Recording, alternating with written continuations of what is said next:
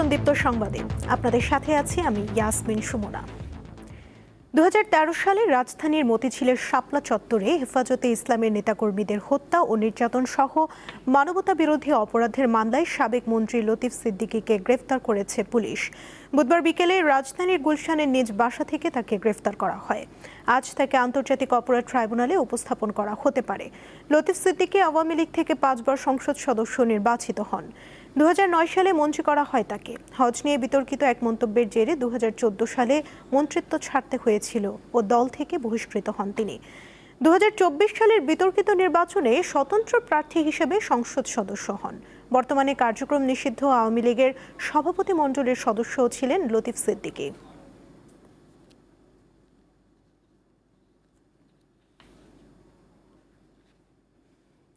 এ বিষয়ে জানাতে হাইকোর্ট প্রাঙ্গণ থেকে টেলিফোনে যুক্ত আছেন সহকর্মী মাহিদুর রহমান। কথা বলবো তার সঙ্গে।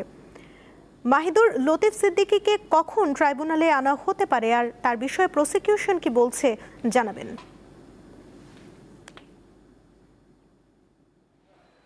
আমরা সকাল থেকে আজকে আন্তর্জাতিক অপরাধ ট্রাইব্যুনাল 12টার পরেই তাকে ডিবি কার্যালয় থেকে আন্তর্জাতিক অপরাধ ট্রাইব্যুনালে নিয়ে আসা হবে ডিবির বিশেষ প্রিজন ভ্যানে। আমরা প্রসিকিউশনের সাথে কথা বলেছি। প্রসিকিউশনের পক্ষ থেকে আমাদেরকে জানানো হয়েছে যে গতকালকে ওনাকে নিজ বাসভবন থেকে গ্রেফতারের পর কিন্তু ডিবি কার্যালয়ে নিয়ে আসা হয়েছে এবং ডিবি কার্যালয়ে কিন্তু কিছু দাপ্তরিক কার্যক্রম রয়েছে। তাকে কিছু জিজ্ঞাসাবাদের প্রয়োজন বোধ করেছেন তারা জিজ্ঞাসাবাদ করবেন। সেখানে দাপ্তরিক সমস্ত কাজ শেষ করার পরেই কিন্তু তাকে আন্তর্জাতিক অপরাধ ট্রাইব্যুনালে আজকে নিয়ে আসা হবে। আন্তর্জাতিক অপরাধ ট্রাইব্যুনালে নিয়ে আসা হলে তাকে যেই মামলায় আসলে গ্রেপ্তার দেখানো হয়েছে, সম্প্রতি যেই মামলাটি হয়েছে 2013 সালে শাপলা চত্বর হত্যাকাণ্ডের ঘটনাকে কেন্দ্র করে যে মানবতা বিরোধী অপরাধের মামলা, সেখানে কিন্তু তিনি 10 নম্বর আসামি হিসেবে তার নামটি রয়েছে এবং সেই মামলাকে কেন্দ্র করেই কিন্তু গতকালকে তাকে গ্রেফতার করা হয়েছে এবং আজকে যখন তাকে এই মামলায় তাকে নিয়ে আসা হবে আন্তর্জাতিক অপরাধ ট্রাইব্যুনাল 2-এ, সেখানে কিন্তু তাকে খুব বেশি কাজ নেই, তাকে এই মামলায় নতুন করে গ্রেফতার দেখানো হবে এবং গ্রেফতার দেখানো হলে এই মামলায় গ্রেফতার 41 জন, মোট আসামি 41 জনের মধ্যে কিন্তু আগে 10 জন বিভিন্ন মামলায় গ্রেফতার ছিল। ইনাকে গ্রেফতার দেখানো হলে নতুন করে 11 জনকে গ্রেফতার দেখানো হবে এবং এই মামলায় তাহলে থাকবে 30 জন থাকবে। এবং এর পাশাপাশি আজকে কিন্তু আন্তর্জাতিক অপরাধ ট্রাইব্যুনালে মামলার সংখ্যা খুব সীমিত। জুনায়েদ আহমেদ পলক এবং জিয়াউল আহসানের মামলা, বিশেষ গুরুত্বপূর্ণ কোনো মামলা নেই। আমরা অপেক্ষা করছি লতিফ সিদ্দিকীকে কখন নিয়ে আসা হবে এবং কার্যক্রম সেটি থাকবে তাকে গ্রেফতার দেখানোর জন্য। আমি একটু যদি আপনাকে জানিয়ে রাখতে চাই, এই যে লতিফ সিদ্দিকী টাঙ্গাইল 4 আসনের একজন প্রবীণ রাজনীতিবিদ। যখন তিনি মন্ত্রী ছিলেন, পাট ও বস্ত্র মন্ত্রণালয়ের মন্ত্রী ছিলেন, তখন কিন্তু শাপলা চত্বরের এই ঘটনাটা ঘটেছিল এবং পরিকল্পনাকারী হিসেবে তারা কিন্তু এই তদন্তে কিন্তু পরিকল্পনাকারী হিসেবে তার উঠে এসেছে এবং বেশ কয়েকজন মন্ত্রীর ভেতরে কিন্তু বেশ কয়েকজন যতজন আসামি রয়েছে তার মধ্যে হেভিওয়েট একজন আসামির মধ্যে কিন্তু তার নাম উঠে এসেছে। তবে এখনো পর্যন্ত কোর্ট বসে নাই। কোর্ট বসলে তাকে নিয়ে আসা হলে আদালতের ভেতর থেকে কি নির্দেশনা আসে আমি আপনার মাধ্যমে জানিয়ে দিব। তবে সুমনা, এই ছিল আমার কাছে আন্তর্জাতিক অপরাধ ট্রাইব্যুনাল থেকে সর্বশেষ পরিস্থিতি। হাইকোর্ট প্রাঙ্গণ থেকে জানাচ্ছিলেন সহকর্মী মাহিদুর রহমান। প্রধানমন্ত্রী তারেক রহমান সচিবালয়ে দিনের কর্মসূচি শুরু করেছেন 3 জন প্রতিবন্ধী ব্যক্তির হাতে নিয়োগপত্র তুলে দেওয়ার মধ্য দিয়ে। সকালে সচিবালয় মন্ত্রিপরিষদ বিভাগের নিজ কার্যালয়ে প্রবেশের সময় তাদের হাতে নিয়োগপত্র তুলে দেন প্রধানমন্ত্রী।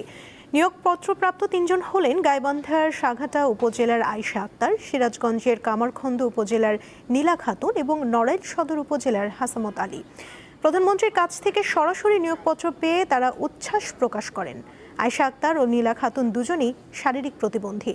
জন্ম থেকেই 2 হাত না থাকা নীলা খাতুন পা দিয়ে লিখে স্নাতকোত্তর সম্পন্ন করেন। তাকে রাজধানীর মিরপুরের জাতীয় প্রতিবন্ধী উন্নয়ন ফাউন্ডেশনে শিক্ষক পদে নিয়োগ দেওয়া হয়েছে। আয়েশা আক্তারও পা দিয়ে লিখে সম্পন্ন করেন স্নাতকোত্তর।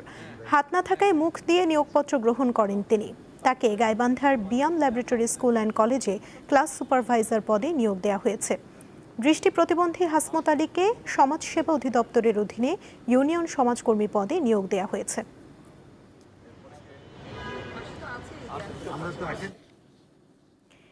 3 দিনের সরকারি সফরে দুপুরে ঢাকায় পৌঁছানোর কথা রয়েছে যুক্তরাষ্ট্রের দক্ষিণ ও মধ্য এশিয়া বিষয়ক বিশেষ দূত সার্জিও গরের।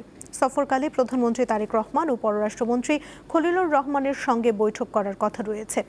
পাশাপাশি বিভিন্ন রাজনৈতিক দলের নেতা, পেশাজীবী এবং নাগরিক সমাজের প্রতিনিধিদের সঙ্গে মতবিনিময় কর্মসূচি রয়েছে তার। সফরের অংশ হিসেবে তিনি কক্সবাজারের রোহিঙ্গা শরণার্থী শিবির পরিদর্শন করবেন। ধারণা করা হচ্ছে সার্জিও গরের ঢাকা সফরের অন্যতম প্রধান উদ্দেশ্য বাংলাদেশের বর্তমান পররাষ্ট্রনীতির অগ্রাধিকার এবং ঢাকা ওয়াশিংটন সম্পর্কের ভবিষ্যৎ দিক নিয়ে আলোচনা করা। সাম্প্রতিক আঞ্চলিক কূটনৈতিক তৎপরতার পরিপ্রেক্ষিতে বাংলাদেশের কৌশলগত অবস্থান সম্পর্কে স্পষ্ট ধারণা নিতে আগ্রহী যুক্তরাষ্ট্র। এছাড়া বাংলাদেশ ভারত সম্পর্ক আলোচনায় গুরুত্ব পেতে পারে।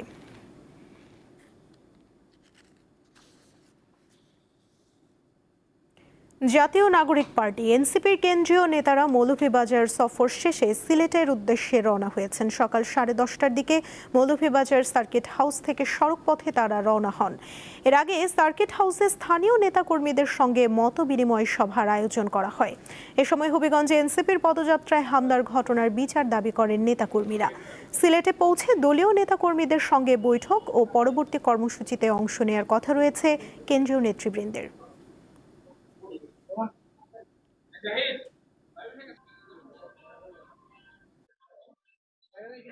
জনক হামলা এবং আমাদের উপর অত্যাচার, চোখ কেড়ে নেওয়া, মালামাল চিন্তায় পুরো দেশবাসী প্রত্যক্ষ করলো।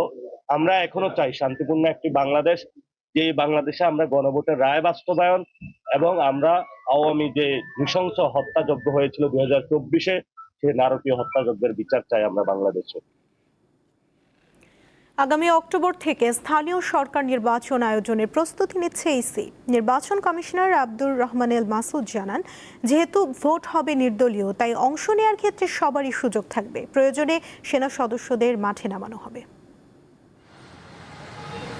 জন্ম নিবন্ধন, জাতীয়তা সনদ, সামাজিক নিরাপত্তা কর্মসূচি কিংবা স্থানীয় পর্যায়ে ছোটখাটো বিরোধ নিষ্পত্তি সবকিছুতেই ইউনিয়ন পরিষদ, পৌরসভা, উপজেলা পরিষদ ও সিটি কর্পোরেশনের ভূমিকা বেশ গুরুত্বপূর্ণ। কিন্তু দীর্ঘদিন নির্বাচন না হওয়ায় দেশের অনেক স্থানীয় সরকার প্রতিষ্ঠান নির্বাচিত জনপ্রতিনিধির পরিবর্তে প্রশাসকের মাধ্যমে চলছে। ফলে যথাযথ সেবা না পাওয়ার অভিযোগ অনেকের। বিভিন্ন বিষয়ে জটিলতা সৃষ্টি হচ্ছে এবং সহজেই সমাধান আমরা পাচ্ছি না। সামাজিক কাজ থেকে আমরা বঞ্চিত হয়ে যাচ্ছি।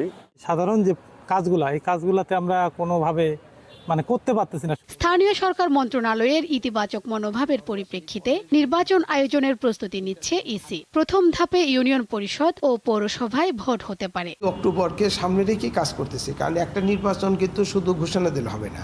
পরীক্ষাটা কোন সময় হয়, বিভিন্ন ধর্মীয় যে আচার অনুষ্ঠান থাকে সেগুলো লক্ষ্য করতে হয়, বন্যা পরিস্থিতি দেখতে হয়। নিষিদ্ধ বলতে কোনো ওই শব্দ আমরা যাব না। একজন প্রার্থী উনি যদি যে পদের জন্য নির্বাচন করবেন সেই পদের যে যোগ্যতা আছে সেটা যদি থাকে এবং যে অযোগ্যতা আছে সেটা যদি ওনার না থাকে তাহলে উনি প্রার্থী হতে পারবেন। এবারের স্থানীয় সরকার নির্বাচন হবে নির্দলীয়। নিখুঁতভাবে ভোট সম্পন্ন করতে বেশ কিছু পরিবর্তন আনতে যাচ্ছে ইসি। অনলাইনে যে মনোনয়ন যে দেওয়ার যে সিস্টেম ছিল সেটা ব্যবহার হবে না, ইভিএম ব্যবহার হবে না, আর লোকাল গভর্নমেন্টের কোনো স্তরেই পোস্টাল ব্যালটের কোনো সিস্টেম নাই।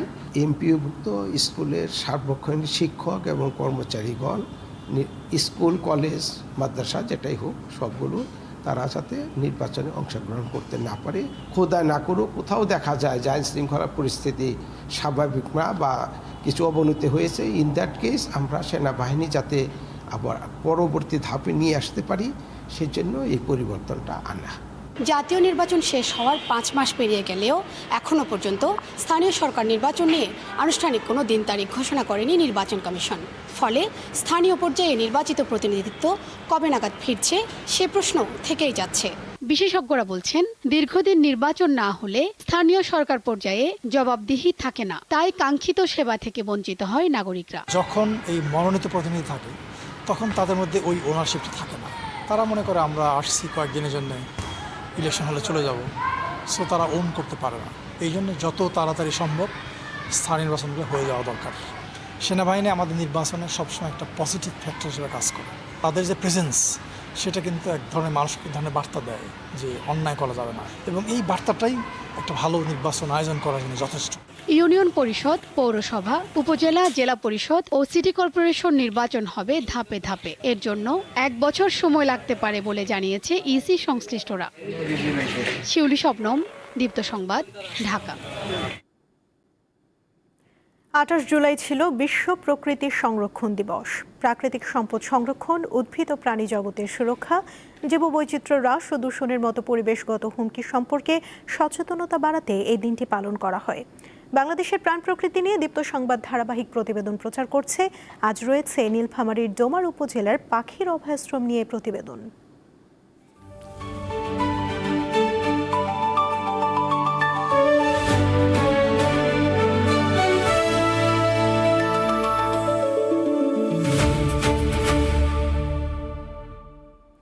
নীলফামারীর ডোমার উপজেলার চিলাহাটিতে গড়ে উঠেছে প্রায় ২০০ বছরের পুরনো পাখির অভয়াশ্রম। গ্রামটি এখন সবার কাছে পরিচিতি পেয়েছে পাখির গ্রাম হিসেবে।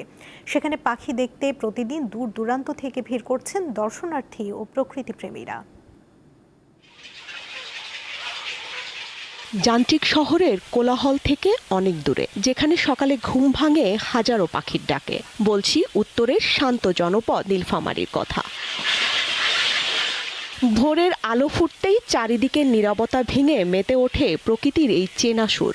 সবুজের সমারোহের মাঝে মাথা উঁচু করে দাঁড়িয়ে আছে বিশাল এক বাঁশঝাড়। ৪ একরের বেশি জায়গা নিয়ে বিশাল বাঁশঝাড়টি এখন পাখিদের অভয়াশ্রম। এখানেই বাসা বেঁধেছে বগ, পানকৌড়ি, ঘুঘু, শ্যামা, দোয়েল, শালিক, বাবুই, চড়ুই সহ নানা প্রজাতির পাখি। নীলফামারীর ডোমার উপজেলার চিলাহাটির পশ্চিম ডাঙ্গাপাড়া গ্রামটি এখন পরিচিতি পেয়েছে পাখির গ্রাম হিসেবে। স্থানীয়দের দাবি, প্রায় ২০০ বছরেরও বেশি সময় ধরে এখানে ঘর বেঁধেছে হাজারো পাখি। বাঁশঝাড়ের মালিক ও স্থানীয় বাসিন্দারা জানান, তাদের পূর্বপুরুষদের সময় থেকেই এখানে নির্বিঘ্নে বসবাস করছে পাখি। প্রতিদিন ভোরে পাখিদের কিচিরমিচির শব্দে ঘুম ভাঙে গ্রামবাসীর, আর সন্ধ্যা নামলে পাখির ডানার শব্দ আর কলকাকলিতে মুখরিত হয়ে ওঠে পুরো এলাকা। বাঁশঝাড়ের মধ্যে পাখি লাগে, সে পাখি আমরা কোথাও কাউকে দেই না এবং কাউকে মারতেও দেই না। পাখি অনেক দিন থেকে আমরা সংগ্রহ করে রাখি, তবে সরকার যদি আমাদের উপরে একটু লক্ষ্য রাখে তাহলে আমরা অনেক আগে যাব। বিশাল এই পাখির অভয়ারণ্য দেখতে প্রতিদিনই বিভিন্ন এলাকা থেকে ভিড় করেন প্রকৃতিপ্রেমী ও দর্শনার্থীরা। আমি এখানে ছোটবেলা থেকে দেখতেছি যে অনেক পাখি আছে, বৈশাখ মাসে আবার বেশি হয়। অনেক দূর দূরান্ত থেকে মানুষ এসে দেখতে, আর আমাদেরও এলাকায় আছে এই পাখিগুলা, আমাদেরকেও দেখতে খুব ভালো লাগে। ব্যক্তিগত উদ্যোগে পাখি সংরক্ষণের প্রশংসা করে সহযোগিতার আশ্বাস দিয়েছেন ডোমার উপজেলার নির্বাহী কর্মকর্তা। এটি আসলে দেখতে যেমন সুন্দর, সেটা পরিবেশের ভারসাম্য রক্ষা করে। চিন্তা ভাবনা করছি এটাকে আরো কিভাবে ভালো করা যায়। সরকারি সহযোগিতার পাশাপাশি সঠিক রক্ষণাবেক্ষণে অঞ্চলটি হয়ে উঠতে পারে দেশের অন্যতম পর্যটন কেন্দ্র। স্বস্তিকা সিংহ, দীপ্ত, বার্তাকক্ষ। কক্সবাজারের উখিয়ায় রোহিঙ্গা ক্যাম্পে অজ্ঞাত হামলাকারীদের গুলিতে কথিত আরসার সদস্য মোহাম্মদ জুবায়ের নিহত হয়েছেন। পুলিশ জানায়, ইরানি পাহাড়ের রোহিঙ্গা ক্যাম্প ৮ ওয়েস্টে বসবাসকারী জুবায়েরকে তার নিজ বসতঘর থেকে বের করে কয়েকজন সন্ত্রাসী ৫ রাউন্ড গুলি করে পালিয়ে যায়। হাসপাতালে নেয়ার পথে সে মারা যায়। প্রাথমিকভাবে জানা যায়, কথিত আরসা ও আরএসও সন্ত্রাসী সংগঠনের অভ্যন্তরে বিভিন্ন কারণে বেশ কিছুদিন ধরে বিরোধ ও গ্রুপিং চলছিল। তারই জেরে এই হত্যাকাণ্ড ঘটতে পারে।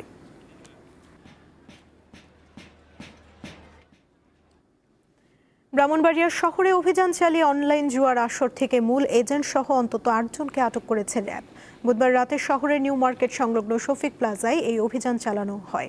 আটককৃতরা হলেন এজেন্ট সুজন দেবনাথ, সালমান ভুইয়া, ঝন্টু কর্মকার, আকরাম হোসেন, কায়েস মিয়া, শাহাদাত হোসেন চৌধুরী, জহুর ও আলামিন। তাদের সবার বাড়ি ব্রাহ্মণবাড়িয়ায়। অভিযানে ৭টি মোবাইল ও ৬০,০০০ টাকা জব্দ করা হয়েছে বলে জানায় র্যাব ৯।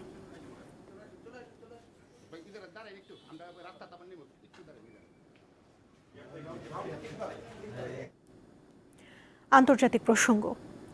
কয়েকদিন বিরতির পর আবারও ইরানে হামলা শুরু করেছে যুক্তরাষ্ট্র। কেশম দ্বীপে একটি ভবনে হামলায় এক দম্পতি ও তাদের 2 বছরের শিশু নিহত হয়েছে বলে জানিয়েছে ইরানের গণমাধ্যম। সামাজিক যোগাযোগ মাধ্যম এক্সে মার্কিন সামরিক বাহিনীর সেন্ট্রাল কমান্ড জানিয়েছে, গত মঙ্গলবার জর্ডানে অবস্থিত মার্কিন সামরিক ঘাঁটি এবং হরমুজ প্রণালীতে জাহাজে চালানো ইরানের হামলার পরিপ্রেক্ষিতে দেশটিকে শক্তিশালী জবাব দেয়া হচ্ছে। আল জাজিরা জানিয়েছে, ইরানের দক্ষিণাঞ্চলের কেশম দ্বীপ, বন্দর আব্বাস, আবু মুসা, সিরিক ও কিশ শহরে একাধিক বিস্ফোরণের খবর পাওয়া গেছে।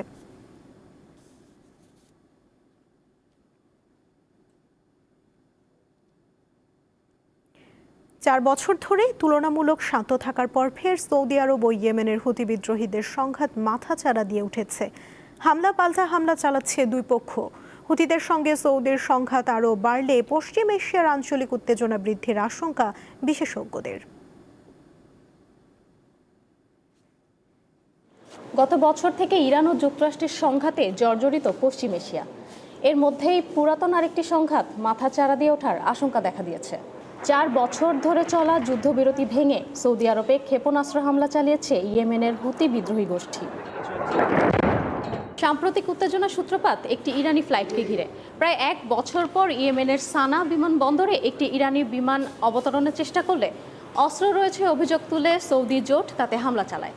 পরে সেই ইরান বিমানটি অন্য একটি স্থানে অবতরণ করতে বাধ্য হয়। এর পরপরই লোহিত সাগরে সৌদির ওপর নৌ অবরোধ দেয় বিদ্রোহী গোষ্ঠীটি। শুরু হয় পাল্টাপাল্টি আক্রমণ। এতে করে 1 দশকের বেশি সময় ধরে চলমান শত্রুতা আবারও মাথাচাড়া দিয়ে উঠেছে।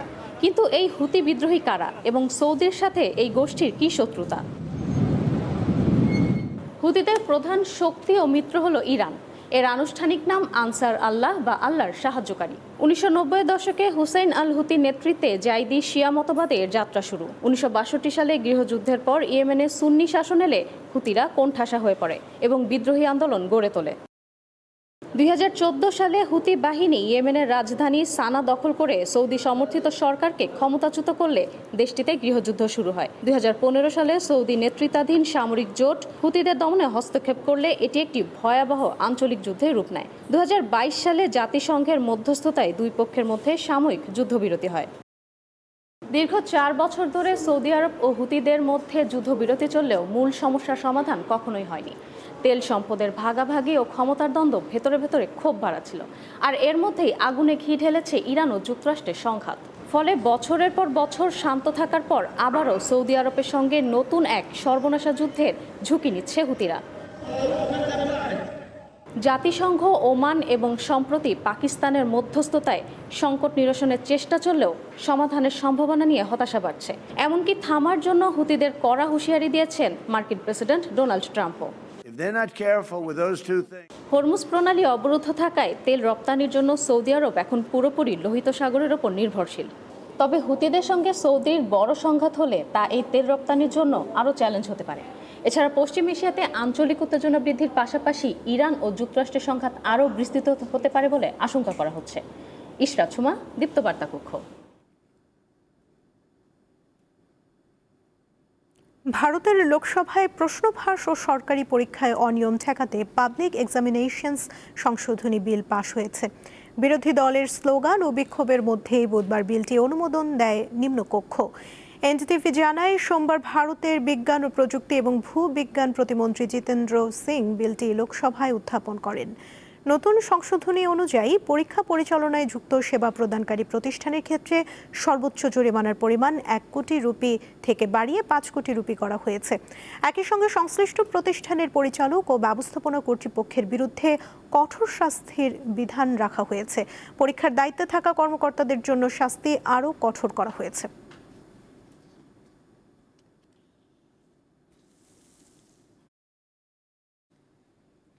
এবারে খেলার খবর। বাংলাদেশ জাতীয় ক্রিকেট দলের ওয়ানডে অধিনায়ক থেকে মেহেদী হাসান মিরাজকে সরিয়ে দেয়া হয়েছে।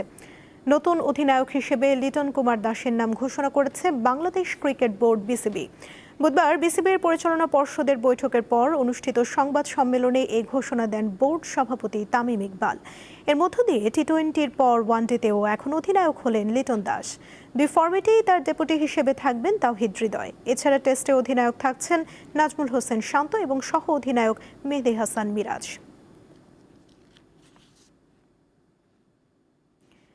শৃঙ্খলা ভঙ্গের অভিযোগে আর্জেন্টিনা ফুটবল দলের বিরুদ্ধে আনুষ্ঠানিক তদন্ত শুরু করেছে ফুটবলের সর্বোচ্চ নিয়ন্ত্রক সংস্থা ফিফা।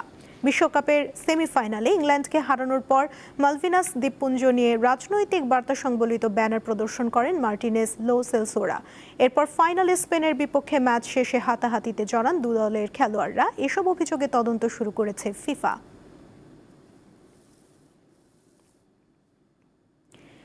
বিশ্বকাপের ফাইনালে হেরেও সেমিফাইনালে ইংল্যান্ডকে হারানোর স্মৃতি এখনও উদযাপন করছেন আর্জেন্টিনার ফুটবল ভক্তরা।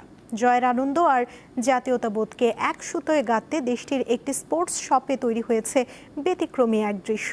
সেখানে আর্জেন্টিনার জার্সিতে ফোকল্যান্ড দ্বীপপুঞ্জের মানচিত্র ছাপিয়ে দেয়া হচ্ছে বিনামূল্যে। আর্জেন্টিনার বেরাসাতেগি শহরের একটি ছোট্ট স্পোর্টস শপের বাইরে মানুষের দীর্ঘ সারি। নারী, পুরুষ, শিশু থেকে শুরু করে সব বয়সী ফুটবল ভক্তরা অপেক্ষা করছেন ঘন্টার পর ঘন্টা। উদ্দেশ্য একটাই, নিজেদের প্রিয় আকাশি সাদা জার্সিতে বিনামূল্যে মালভিনাস দ্বীপপুঞ্জের মানচিত্রটি ছাপিয়ে নেওয়া। সাথে থাকছে 15 জুলাইয়ের তারিখ। এই দিনে 2026 বিশ্বকাপের সেমিফাইনালে ইংল্যান্ডকে হারায় আর্জেন্টিনা। বিশ্বকাপের ফাইনালে হারের পর সারা দেশের ফুটবল ভক্তরা যখন হতাশ, তখন এই অভিনব উদ্যোগ নেন দোকানটির মালিক আরিয়েল এসকালান্তে। তার মতে, ইংল্যান্ডের বিপক্ষে ম্যাচটি মালভিনাস দ্বীপপুঞ্জ নিয়ে আর্জেন্টিনা মানুষের ভেতরের সুপ্ত আবেগ ও অধিকার বোধকে নতুন করে জাগিয়ে তুলেছে। ফাইনালে হারার পর আমি এখানে বসে ভাবছিলাম এখন আমি কি করতে পারি, ঠিক বুঝে উঠতে পারছিলাম না। হঠাৎ করেই বিষয়টি আমার মাথায় আসে। সেই চিন্তা থেকেই 15 জুলাই তারিখের সাথে মালভিনাসের মানচিত্র বসিয়ে দিই। এই উদ্যোগ শুধু সাধারণ ভক্তদেরই নয়, নাড়া দিয়েছে 1982 সালে মালভিনাস যুদ্ধে প্রবীণ যোদ্ধাদেরও। আরিয়েলের সাথে যোগ দিয়ে তাকে একটি সম্মানসূচক ফলক উপহার দেওয়ার আগ্রহ প্রকাশ করেছেন তারা। গতকাল কয়েকজন মালভিনাস বীর আমাকে ফোন করেছিলেন। তারা আমাকে ধন্যবাদ জানিয়ে একটি সম্মাননা ফলক দিতে এখানে আসবেন। ফোনে তাদের একজন আমাকে বলেছিলেন, মালভিনাস আমাদের সবাইকে ঐক্যবদ্ধ করে। ফকল্যান্ড বা মালভিনাস দ্বীপপুঞ্জ নিয়ে যুক্তরাজ্য ও আর্জেন্টিনার দ্বন্দ্ব দীর্ঘদিনের। 1982 সালে রক্তক্ষয়ী যুদ্ধের পর আজও তা ব্রিটিশদের অধীনেই রয়ে গেছে। তবে জার্সিতে মানচিত্র ছাপানোর এই দৃশ্যই যেন প্রমাণ করে মালভিনাস এখনো প্রতিটি আর্জেন্টাইনীয় হৃদয়ে অমলিন, যা তাদের বারবার এক সুতোয় বেঁধে রাখে। মোহাম্মদ হাসিব, দীপ্ত স্পোর্টস। এই ছিল এখনকার মতো। পরবর্তী সংবাদ দুপুর 2টায় দেখার আমন্ত্রণ রইল। এছাড়া আরও তথ্য পেতে যুক্ত থাকুন দীপ্ত ডিজিটাল প্ল্যাটফর্মের সাথে। ধন্যবাদ সবাইকে।